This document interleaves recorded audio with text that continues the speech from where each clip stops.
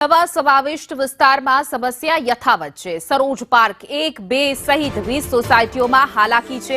પાણીની મુખ્ય લાઇનની ધીમી કામગીરી સામે પણ રોષ જોવા મળી રહ્યો છે। 3 મહિનાથી પાણીની મુખ્ય લાઇનની કામગીરીથી લોકોમાં રોષ છે। મુખ્ય રોડ ખોદી નાખતા 3 મહિનાથી હાલાકી ભોગવી રહ્યા છે સ્થાનિક લોકો। વિકાસના નામે તમે જુઓ કે 3 મહિનાથી અહીંના લોકોને ભારે હાલાકીનો સામનો કરવો પડી રહ્યો છે। પાણીની લાઈન નાખવામાં આવી છે, ચારે બાજુના રોડ ખોદી નાખ્યા છે।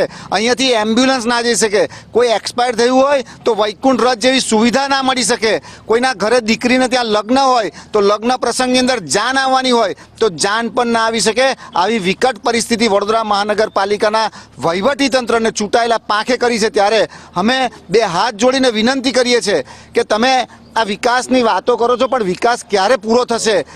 રજૂઆતો અમે કરીએ છીએ, પણ આ કોન્ટ્રાક્ટરો અંદર લડે છે। લડીને અંદર 2 થી 3 દિવસ કામ રોકાઈ દે છે। આવું સતત 3 મહિનાથી ચાલુ રહ્યું છે।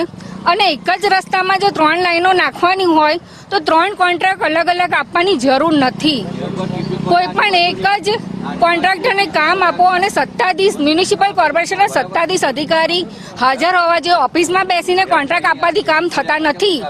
મારું એવું માનવું છે કે કોઈ જવાબદાર વ્યક્તિ કોર્પોરેશનમાંથી અહીંયા હાજર હોવી જોઈએ। આ જે રોડ એ જે ઉંડેરા થી અંદર અનેક સોસાયટીને જોડતો, ગોત્રી વિસ્તારને જોડતો, અનેક વિસ્તારને જોડતો આ રોડ છેલ્લા 6 મહિનાથી ખોરંભે પડ્યો છે। એનું જે સત્વરે જે ઉકેલ આવવો જોઈએ એ આવવો જ જોઈએ।